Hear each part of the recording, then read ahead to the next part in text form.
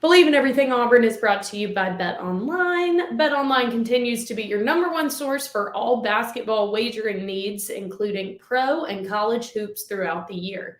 With up-to-the-minute odds, stats, and trends, you can follow your favorite team's path to the playoffs with in-game live betting contests and all the best player props. Experience the world's best wagering platform anytime from your desktop or your mobile devices. Just head to Bet Online today to become part of the team, and remember to use promo code Bleav for your 50% welcome bonus on your first deposit. That is BLEAV. Bet Online. The game starts here. War Eagle, everyone. Welcome in to Bleav in Everything Auburn. Taylor Davis and Jason Campbell with you, as always, ready to break down all the latest news in and around Auburn athletics. We welcome you in. I mean, I feel like every week now I'm just going to start the episode asking about your journey into fatherhood, because I mean, like, what a crazy big life change. And at this point in particular, like, every week is different, you know? Yeah. Oh yeah, babies they're forever changing. Especially when they get their shots. Ooh, those first shots, and you got to hear that cry, and there's nothing you can do about it. You got to tough them through it. And then they're gaining weight, and then they're all these little different things they start to do with their face expressions. Last night I had a blowout. Jason, this is not what I meant when I wanted to my first blowout. So it was very interesting. The thing is, like, those first couple of weeks, it's like training camp. It's just like every day getting ready for football. It's the hardest time because you got to get up early. It's a long day.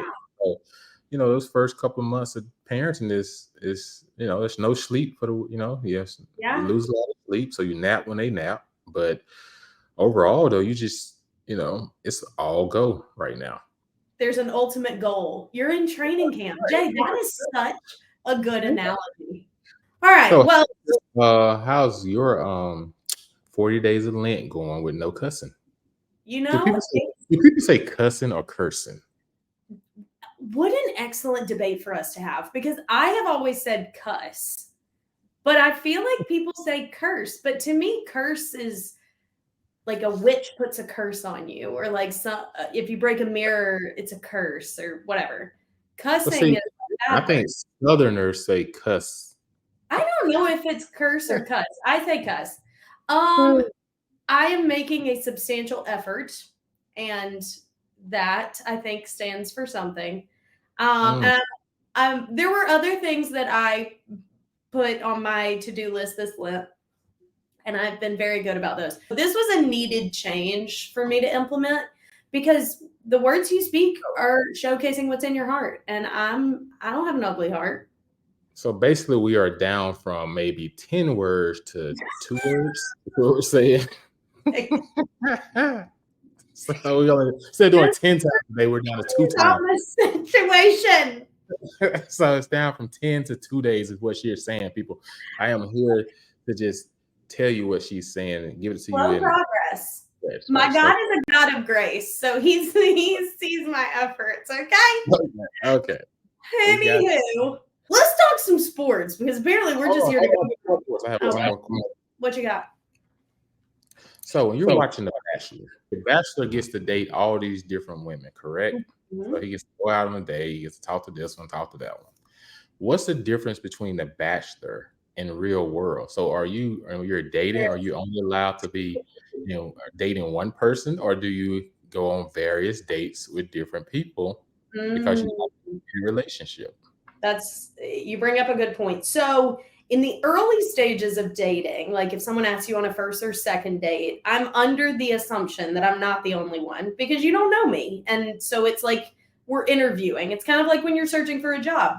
But at some point, 3, 4, 5, 6, I don't know, however fast you want to go, that conversation is going to come up. Are we no longer seeing other people? But on the first initial dates, there is no expectation that you are only taking me out to dinner, because I'm a stranger. So I get it. Now, you shouldn't be coming in with a dang girlfriend. You know what I mean? Like, at that point, I'm out. But to casually date someone, you assume you're not the only one. See, I had this conversation with my wife, and I always tell her I like to think that from the day one that I am the only one. that someone is going on. do. What if you met someone like in the wild, like you're just out watching an Auburn game, and you meet someone, you hit it off, and you decide to go on a date. You think that like if they met someone walking home the next day, they shouldn't accept a date because they accepted one the day before? Yeah, they already accepted a date with me, or Interesting. yeah. I'm just saying, like, go out on the first date first before you start lining up other dates. That's fair. I mean, You know look, what I I'm don't go on dates at all, so I'm the wrong person to ask. I have no freaking clue. I think that in today's dating culture, from what I hear, that is the expectation. Is like first couple of dates, the Well, exclusivity is not expected. see, I would always want the person to tell me. So if you want Okay. to go on a date, are you dating someone else? Don't say, nah, I'm not really. If you say, just say, look, I'm not dating someone specific, but I do randomly go out on dates with different people. That's Yeah. acceptable. Because Like now I I'm need to dating. right. I need to know if I'm taking you to Chili's or I'm taking you to Capitol Grill. Because Don't take yeah, anyone to Chili's unless you hate them, Jason Campbell. so if No. you're casually dating, then I'm casually taking you to casual dating restaurants. Like Like a coffee or go for a walk or some whatever. coffee, we can go get dessert or something, but yeah. Now, if if we're dating, like, hey, I'm really trying to impress you. You're not dating anyone, not seeing anyone. Right. Okay, you know, I'm We're a setting it up. Yeah. yeah, I'm As step you it should. up. Yeah, as And you at that should. point, I think they kind of coincide. Like if you get to a point where there's someone in your life that you want to take to like an elevated dinner, I think a byproduct of that is going to be I don't really care to talk to anyone else. So it kind of just like goes hand in hand as it is. But as far as The Bachelor, that's why that show doesn't have a very high success rate, because it doesn't make any sense that you would meet four sets of parents at the same time and then break up with someone right before you propose to someone. Logic tells you it probably isn't going to work. And truth be told, I'm hoping that this season doesn't work because I'm pretty sure I'm supposed to marry him. So we're just putting it out there that he's going to end up single again. Okay. Wow. You heard it here first on the Bleav in Everything Auburn podcast. It just brings up really solid questions. And that's why I say Bleav in Everything Auburn podcast, because we talk everything on here. We're just going to say Bleav in Everything podcast. Yes. Okay, so we talk everything on here. So last question. Okay. Where a person take you to on your first date, does it matter? Like, do a woman see red flags if a man takes you to a certain spot?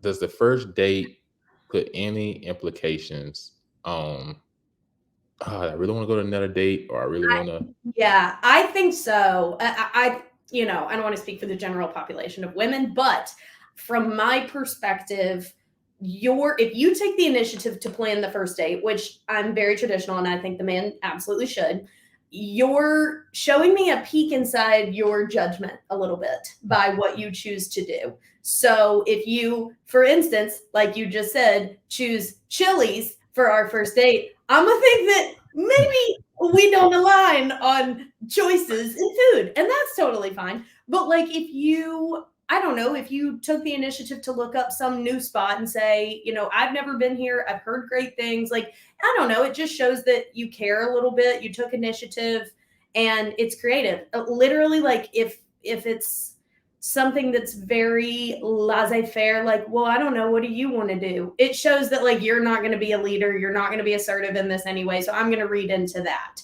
So in some ways, yes, but there was actually something that went viral not too long ago. A girl made a list of like absolutely nots for first dates, and it went viral. And I disagreed with a lot of them. Literally, a sporting event was on there. And I was like, if a man takes me to a sporting event on a first date, like, I'm marrying him. Like, so I think it just depends on the person.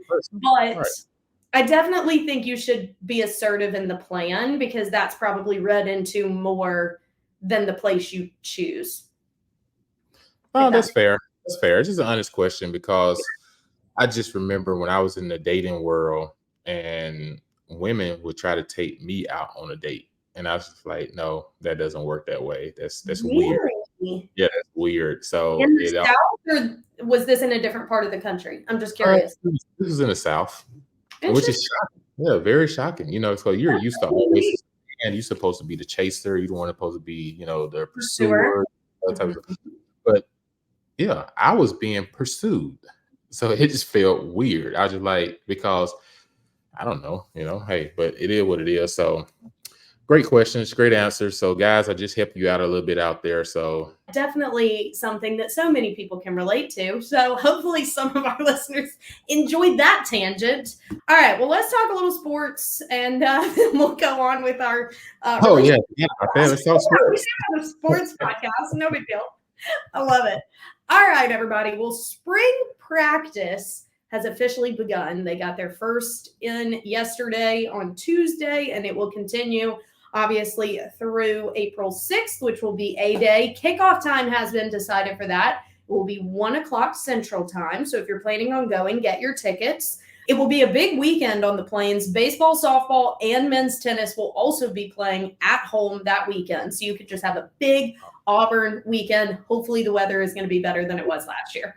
But early impressions, we get very minimal media windows at these spring practices. But the reports that I have seen, the most positive impressions early, let me emphasize that.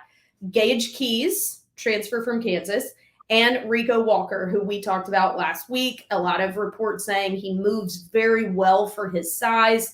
I've also seen a lot of positive reinforcement for Coy Moore. And this is a guy that had a lot of hype when he came in and kind of has flown under the radar. And I know that with these, new additions that we're getting wide receiver wise, there's a lot of attention on that. But there's still a couple names that have been on this roster that I know Hugh Freeze is looking at going, there's more that we could get from you. And a lot of praise for him, saying that he seemed to show more burst even in the small window that they got to see. So those are the names that I had seen. Any initial kind of insight that you have gotten from anyone who was down there?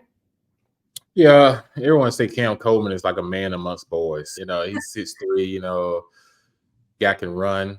He's fast. He's very athletic.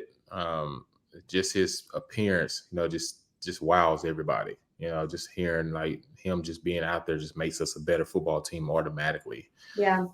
TJ Lindsey, everyone didn't realize, the 4-star defensive lineman that Auburn signed. This guy here and Amarius Williams, another, 5-star D lineman. These guys, man, they can play, and people didn't realize how fast they are. Is what we need is quickness off the defensive line, quickness off the ball. They are freshman guys, but we're going to be counting on them a lot this year to grow up fast, because we're going to have these guys in the trenches to win. So I just think from that standpoint, that is what you're hearing a lot. But overall, though, our edge rushers, of course, Josh Aldridge, kind of moved to the edge coaching job position this year. So he'll have the Jalen McLeods and Keldrick Falk and those guys. I just think overall, this team has a lot of talent.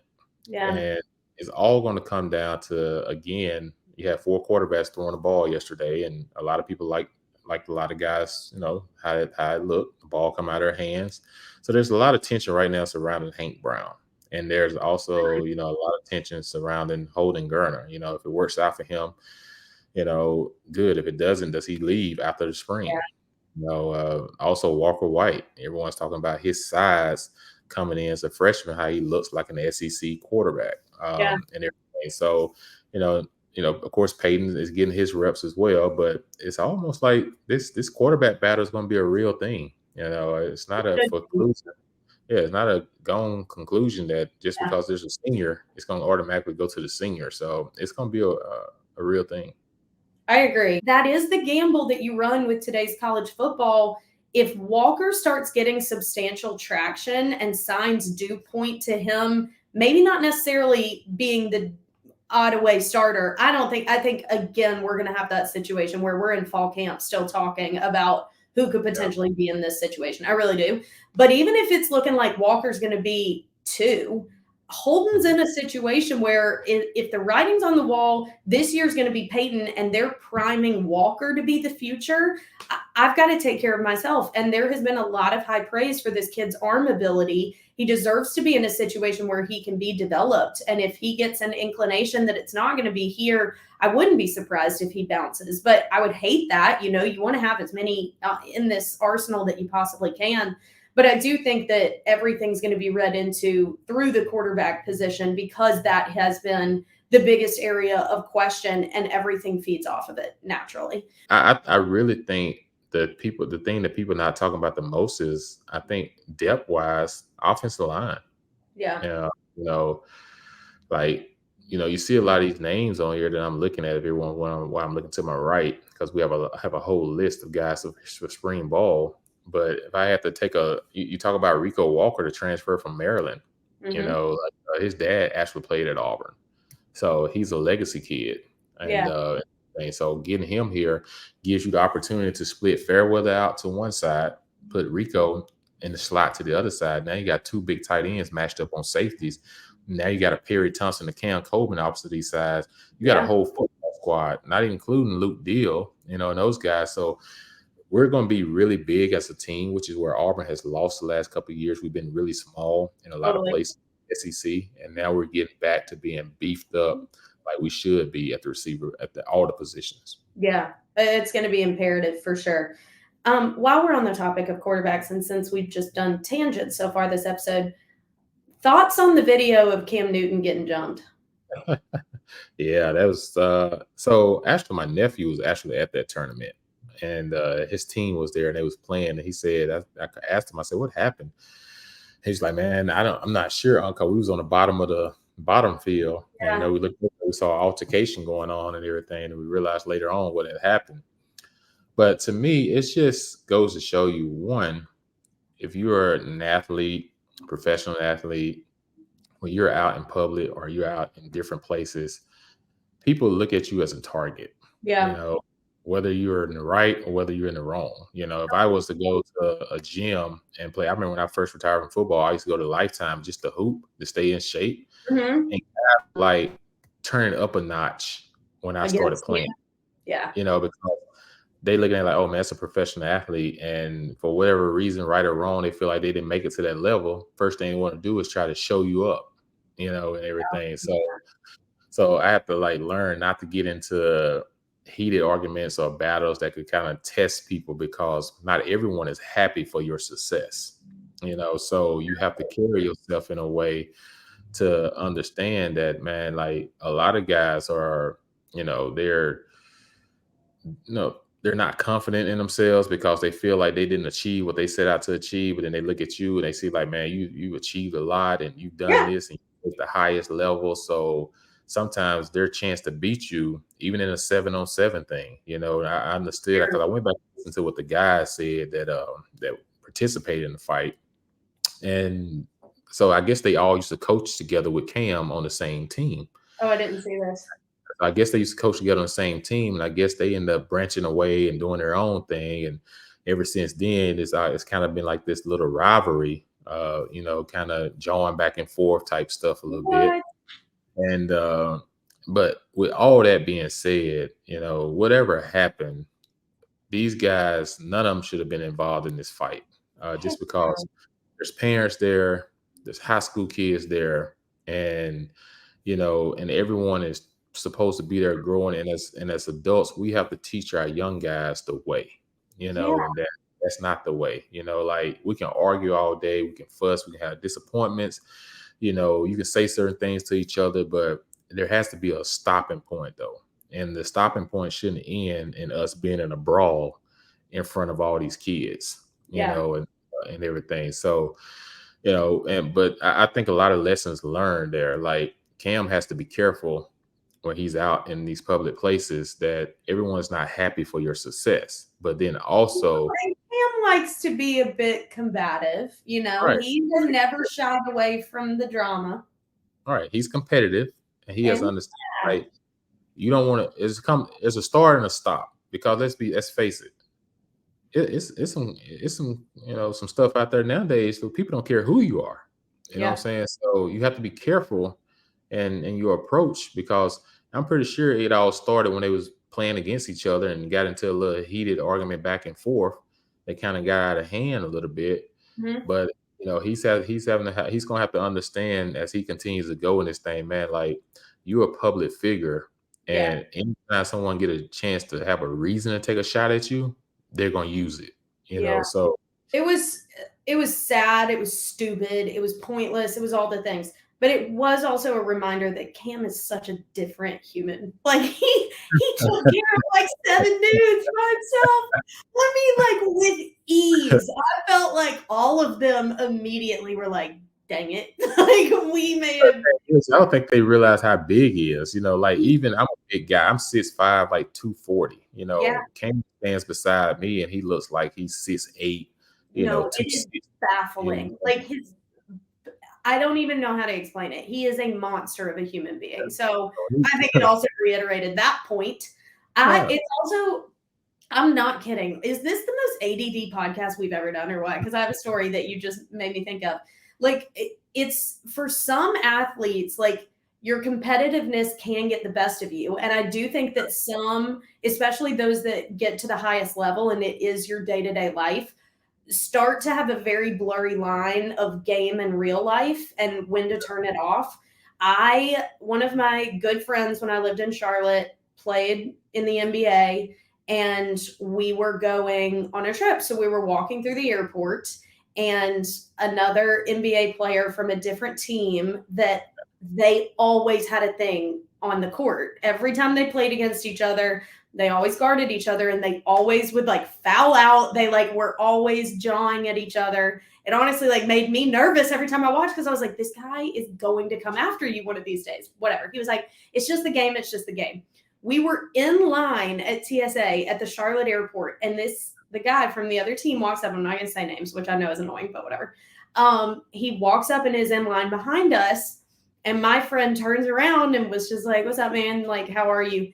And with me standing there, he gets this close to his face and goes, "You better thank God there's cops around right now." In the middle of an airport. And like I'm standing there like, excuse me, sir. They're both 7 feet tall. And this guy literally wants to go unprovoked in a TSA security line at an airport.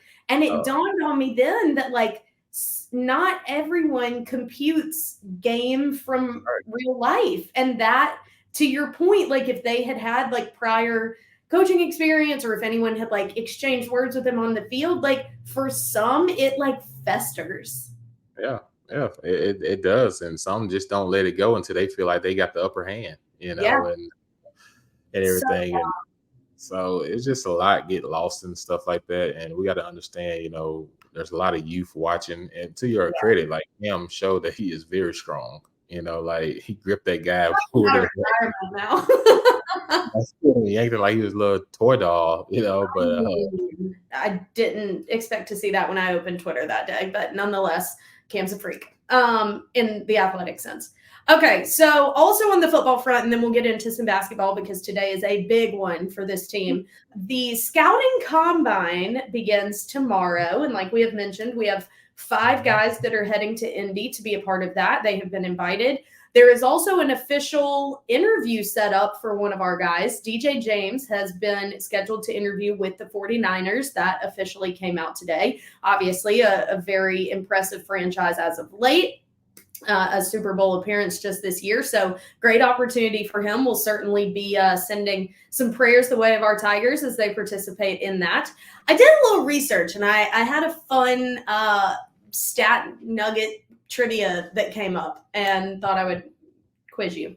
So obviously the scouting combine, like Jason says every year, is when you get put up there like a piece of meat and you're tested and interviewed and poked and prodded and all the things. And then the on-field drills, of course. But some of the workout facets drills that are done, one of which most notably being the bench press.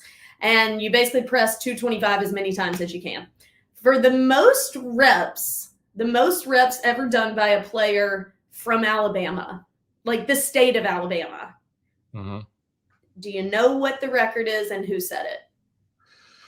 Derek Brown back in 2017 combine. It might be 18 combine because there's 17 seasons, so 18 combine. I think he did. Was it 42 reps? No.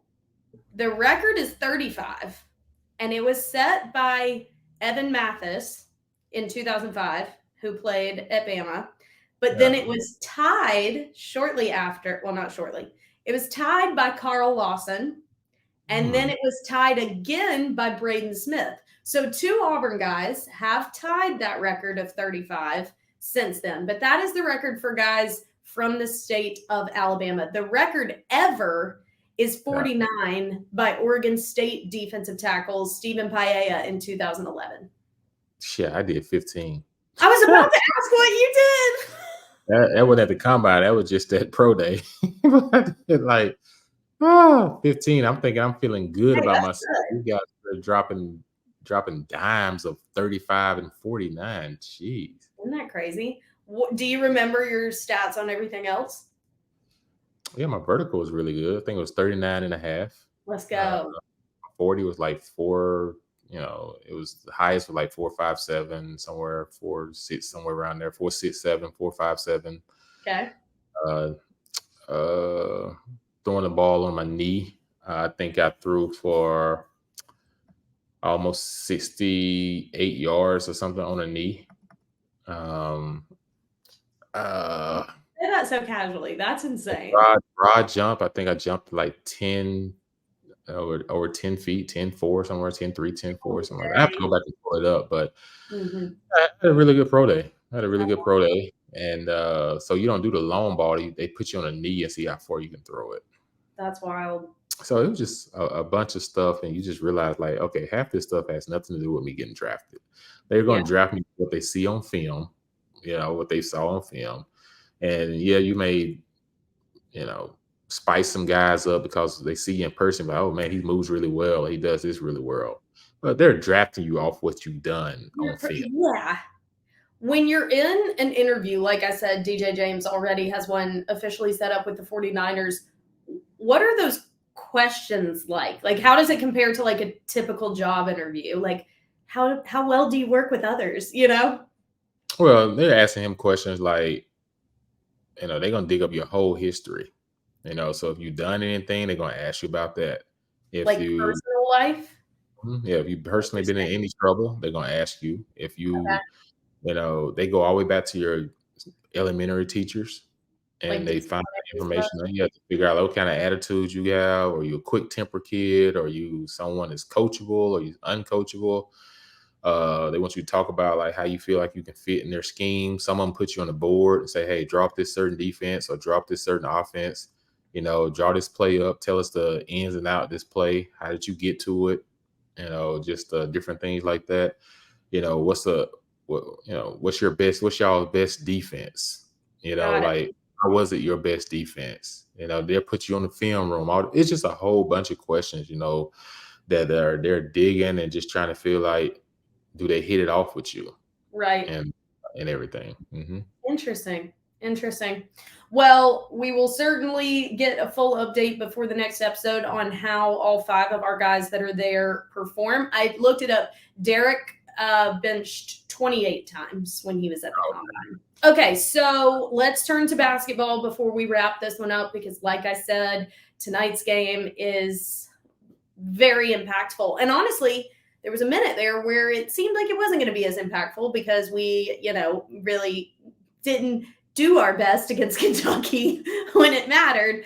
But then Kentucky turns around and beats the brakes off of Alabama, which helps our cause. And we beat Georgia on the road very convincingly. So now we sat 2 games back from the top of the conference after the loss to Kentucky. But because of those results on Saturday, defeating Georgia 97-76 and Kentucky taking care of Alabama, we now set 1 game back from the SEC leaders, which are still Alabama and Tennessee, who we happen to face tonight, 6 p.m. Central Time in Knoxville. And when you look over the course of Bruce Pearl's tenure, so much of our success or lack thereof has had to go through a game with Tennessee. That it's just always ended up, you go through the records in the past few years, that game has been impactful for a variety of reasons on and off the court.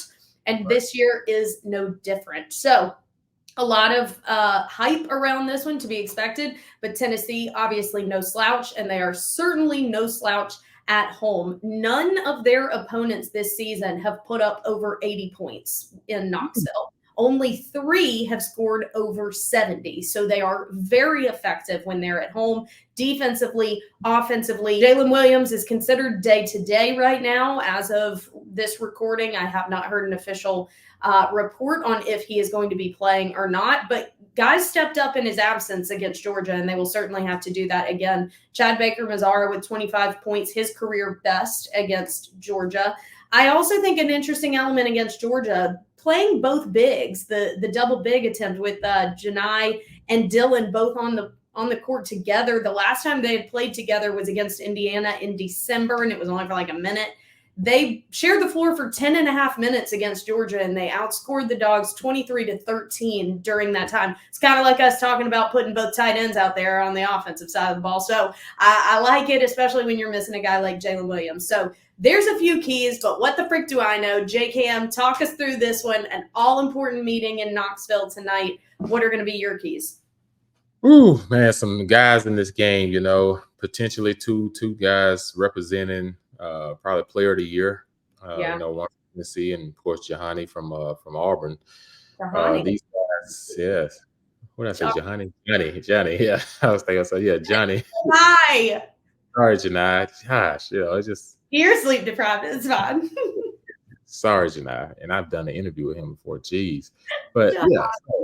See, that's why I couldn't do a podcast by myself right there. I got you.